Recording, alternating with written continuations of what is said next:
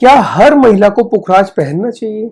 बहुत सारी लेडीज को आपने देखा होगा, इनफैक्ट अगर मैं बात करूं 100 में से 80 लेडीज के हाथ में पुखराज होता है, मतलब वो पहनती हैं पुखराज की अंगूठी। क्या है इसके पीछे कारण? क्या लॉजिक है इसके पीछे? क्या ज्योतिष है इसके पीछे, या फिर उन्होंने किसी और वजह से पहन रखा है इसको?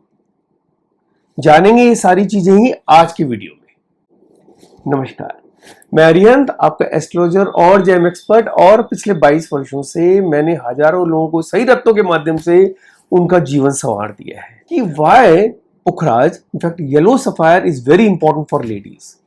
तो ऐसा क्यों? क्या हर लेडी को पहनना चाहिए? क्या नहीं पहनेंगे तो जिंदगी में कुछ तूफान आ जाएगा? क्या फिर क्या? चलिए डीप में चलते हैं। देखिए, वैदिक ज्योतिष के अंदर जुपिटर मतलब बृहस्पति ग्रह को ज्ञान का कारक तो माना ही गया है। ज्ञान है, नॉलेज है, विजडम, ग्रोथ, धन, समृद्धि और क्या, जजमेंट। लेकिन साथ में महिलाओं के लिए वो पति का सुख और संतान का कारक माना गया है। पति का सुख का मतलब हुआ यहां पे सबसे पहले भावनात्मक सहारा। एक अच्छा जीवन साथी स्त्री को मानसिक और भावनात्मक मजबूती देता है। सामाजिक सम्मान मिलता है, उसको समाज में अच्छी निगाहों से उसको देखा जाता है। स्त्री जब शादी करके दूसरे परिवार में जाती है तो एक नए परिवार का निर्माण करती है, वहां पे नए कुटुंब का निर्माण करती है। एक्सपेंशन होता है, ग्रोथ होता है वहां पे, और साथ ही में सुरक्षा भी मिलती है। मतलब जीवन के हर सुख दुख में पति का उसका साथ होता है। अब संतान के सुख का क्या मतलब हुआ यहां पे कि बच्चे को जन्म देना और पालना स्त्री के जीवन का सबसे बड़ा आनंद माना गया है। भारतीय समाज की बात कर रहा हूं मैं यहां पे। एक पूर्णता की भावना आती है आपके अंदर कि बच्चे के आने से स्त्री का जीवन और उसका मातृत्व पूर्ण हो जाता है। कई केसेस में, हालांकि आजकल ये कम है, लेकिन फिर भी संतान भविष्य में माता पिता की देखरेख और सेवा करती है। आप कितने ही पैसे वाले हो जाओ, आप अरबपति हो जाओ, आप खरबपति हो जाओ, करोड़पति हो जाओ, तो भी बुढ़ापे में आपकी एक्सपेक्टेशन यही रहेगी कि संतान आपका ध्यान रखे। वो अलग बात है, वो विदेश में किसी कारण से आपके पास नहीं आ पा रहे हैं, तो भी आपकी कोशिश ये रहेगी या तो उनके साथ रहें, और किसी वजह से नहीं रह पाते हैं तो एटलीस्ट रोज सुबह शाम आपसे बात करते रहें। आपके मन को सुकून ही उससे मिल जाएगा। दुनिया की कोई खुशी आपको खुशी नहीं महसूस होगी अगर आपकी संतान आपसे सही ढंग से बात नहीं करेगी, अगर आपकी संतान आपको ध्यान नहीं रखेगी, अगर वो आपका टेक केयर नहीं करेंगे। चाहे कुछ पैसा हो नहीं हो, आप उनको दे पा रहे हो नहीं दे पा रहे हो, लेकिन अगर संतान ने आपका ध्यान रख लिया तो सोचिए आपका बुढ़ापा बहुत अच्छा चला गया। ये डिसाइड करता है आपकी कुंडली का पंचम भाव, क्योंकि वो है भविष्य भाव आपके जीवन का, कि बच्चों से आपको क्या मिलेगा बुढ़ापे में। तो पंचम भाव आपकी कुंडली का अच्छा होना चाहिए, खराब नहीं होना चाहिए, अदरवाइज बुढ़ापे में तकलीफ हो जाएगी। हम बात कर रहे थे महिलाओं का पुखराज से कनेक्शन। तो देवगुरु बृहस्पति को, जो मैंने शुरू में ही आपको बताया है, संबंध किससे माना गया है कि एक तो शादी से और दूसरा संबंध माना गया संतान में सुख से।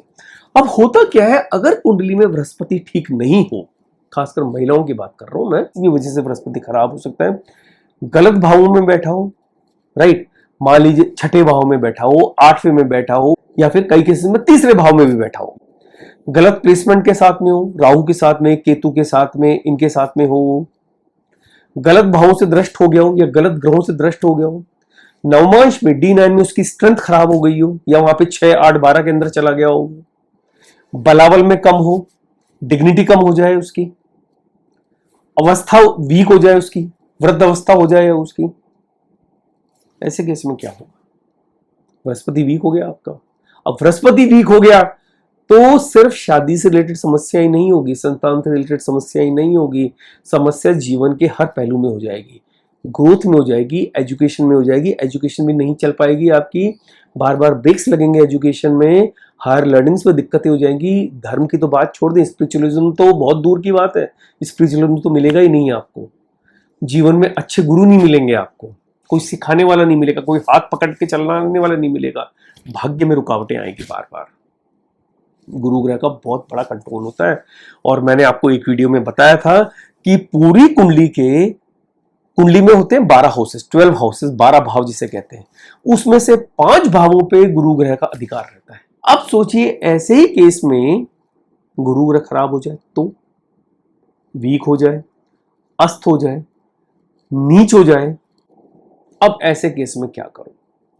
हो गई ना दुविधा। अगर महिला की कुंडली में बृहस्पति ग्रह कमजोर हो जाता है, पीड़ित हो जाता है, किसी और वजह से दिक्कतें हो जाती है उसके अंदर, तो क्या क्या संभावनाएं हो सकती हैं? पहली संभावना तो होगी, अपन यहाँ पे सिर्फ विवाह और संतान संबंधित बात करेंगे, बाकी चीजों की नहीं करेंगे यहाँ पे। पहली प्रॉब्लम तो होगी delay in marriage. Marriages delay हो सकते हैं। कई लड़के देख रहे हैं, लड़के समझ में नहीं आ रहे, या आपको लड़के समझ में नहीं आ रहे, या उनको नहीं समझ में आ रहे, शादी की उम्र निकलती जा रही है। 24, 25, 26, 27 जो एक नॉर्मल एज मानी जाती है आजकल, उसके बियॉन्ड 35, 40 उम्र हो गई आपकी, तो भी शादी नहीं हो पा रही है।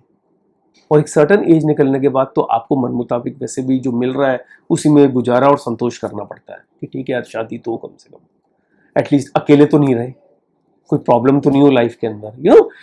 Everyone wants a companion one way और द अदर। अकेले कब तक रहेंगे? कितना ही कमा लें आप। मेरे पास बहुत कंसल्टेंसीज आती, बहुत लेडीज आती हैं, गर्ल्स आती हैं जो आईटी सेक्टर में हैं, बेंगलोर में हैं, यूएस के अंदर भी हैं, and they have turned about 35 और 40s के आसपास आ गई हैं। और उनकी कहानी एक ही होती है कि सही समय पे हमने कैरियर को दिशा देने के लिए तो शादी करी नहीं, और अब जब ढूंढ रहे हैं तो कौन मिल रहे हैं? डाइवोर्सीज मिल रहे हैं, या बहुत ऊपर उनकी एज से बहुत ज्यादा वाले मिल रहे हैं। तो एक एडजस्टमेंट करना पड़ रहा है, बस वो मन से खुश नहीं है वो शादी करके उस चीज में। वाई? कैरियर अपनी जगह जरूरी है, but at the same time शादी भी जरूरी है अपनी जगह पे। कैरियर ग्रोथ तो चलता रहेगा, जिंदगी भर चलेगा कैरियर ग्रोथ। शादी टाइम पे कर लें तो सुखी रहेंगे, नहीं टाइम पे करेंगे तो अलग समस्याएं हो जाती है। और फिर एक सर्टन एज के बाद, फॉर एग्जांपल 40s के बाद अगर आप शादी कर रहे हैं तो बाद में संतान में उत्पत्ति में भी दिक्कत होती है आपको। फिर आप भागे भागे फिरते रहते हैं टेस्ट ट्यूब बेबी सेंटर्स, या कई केसेस में नहीं होता।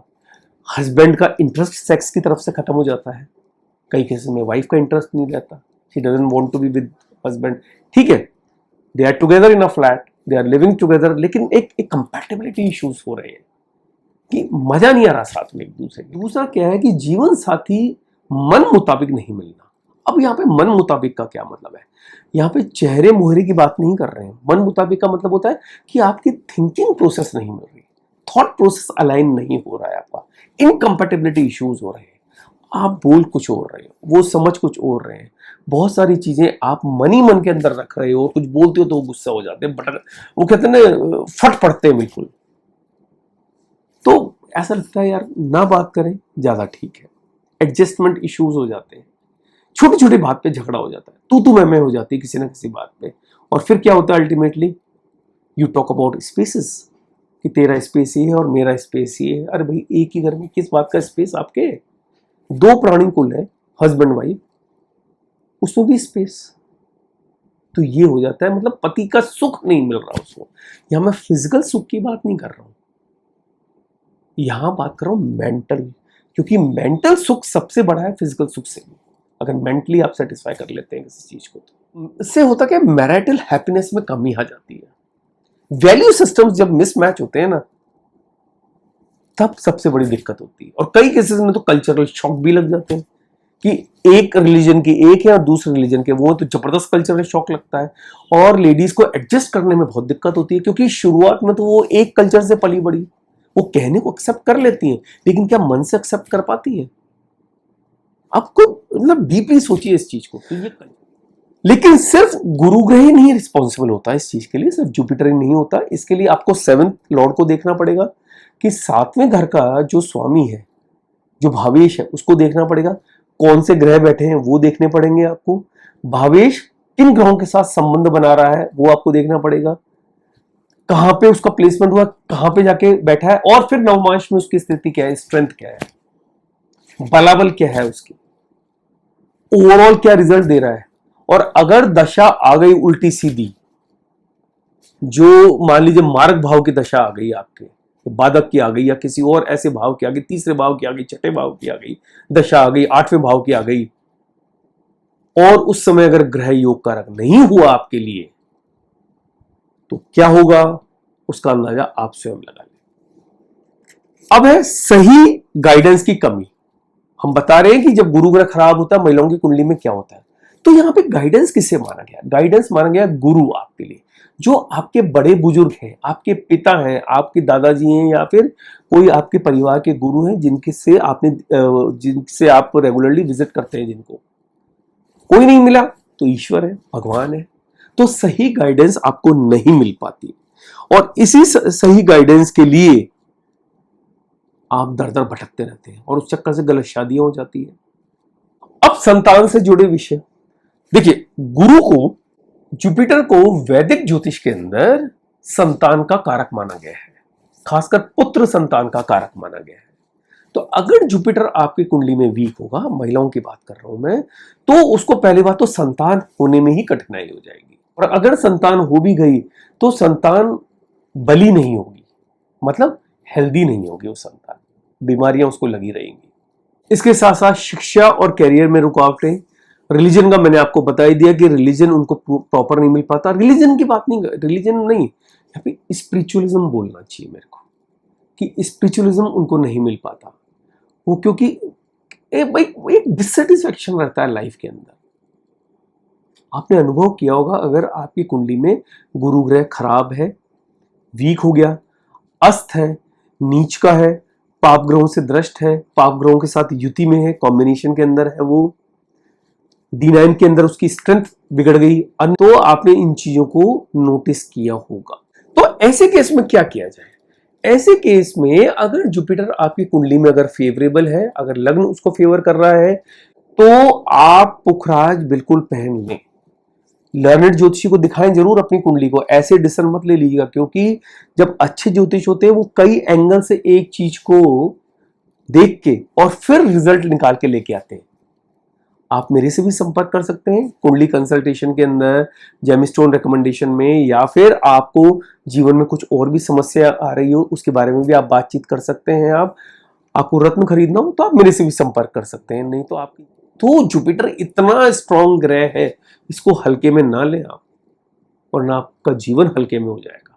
तो फिर पुखराज कब पहने आप? अगर जुपिटर आपकी कुंडली में स्ट्रॉन्ग है तो आपको पुखराज पहनने की जरूरत नहीं है, फिर तो ईश्वर की भक्ति से ही काम हो जाएगा, फिर तो गुरु भक्ति से ही काम हो जाएगा, फिर आवश्यकता नहीं आपको।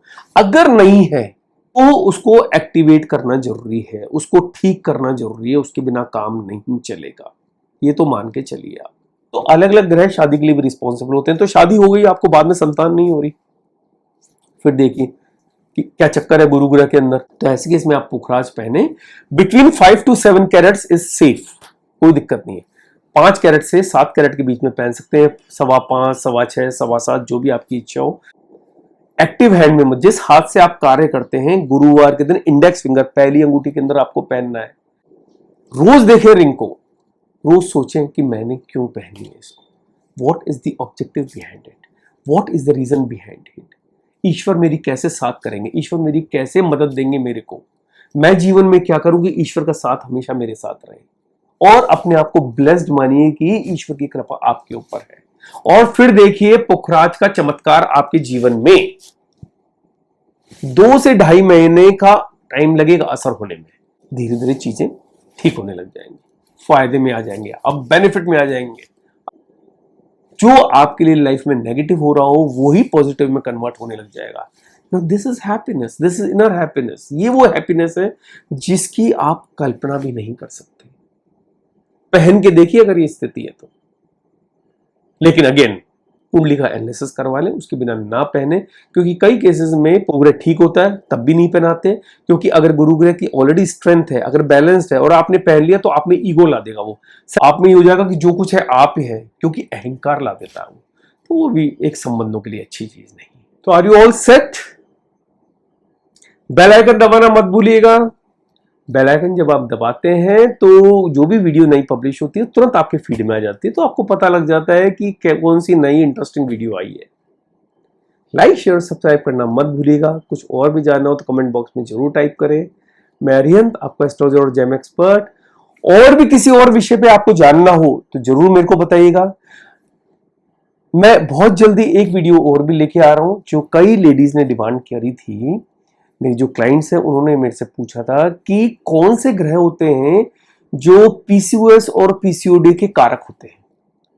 नो डाउट, देखिए ये एक इतनी बड़ी प्रॉब्लम हो गई आज की डेट के अंदर, पीसीओएस एंड पीसीओडी, जिसको आप लेडीज बीइंग लेडीज आप समझ सकती हैं इस चीज को। हार्मोनल इम्बैलेंस, हार्मोनल डिस्टर्बेंस हो जाना, पीरियड्स की इरेगुलरिटी हो जाना, क्रैम्प्स का एकाएक बढ़ जाना, और कहते हैं सडन मूड स्विंग्स हो जाना। याद आ रहा है आपको कौन से ग्रह जिम्मेदार है इस चीज के लिए? थोड़ा सा दिमाग पे जोर डालिए। अगर आपने मेरे वीडियोस को रेगुलरली देखा होगा तो आप समझ जाएंगे किन ग्रहों की मैं बात कर रहा हूं। कोशिश रहेगी जल्दी वो वीडियो लेके आऊं। हालांकि लाइफ स्टाइल पे बहुत ज्यादा निर्भर करता है, आप लाइफ स्टाइल से बहुत सारी चीजें ठीक कर सकते हैं, लेकिन कई बार कुंडली में क्या है कि ग्रहों की इक्वेशन ऐसी होती है कि लाइफ स्टाइल ठीक करते करते हम मर पच जाएंगे तो भी समस्या जाती नहीं है। ऐसे केस में क्या करें? ऐसे केस में ग्रहों को ठीक करना पड़ता है, उनके दान करने पड़ते हैं, उनके उपाय करने पड़ते हैं, उनको शुभ करना पड़ता है, तब जाके आपके लाइफस्टाइल चेंजेस काम आते हैं और फिर आपकी पीसीओएस और पीसीओडी प्रॉब्लम्स दूर होने लगती हैं। चलिए चलता हूं मैं, अगली वीडियो में दोबारा मिलूंगा। नमस्कार।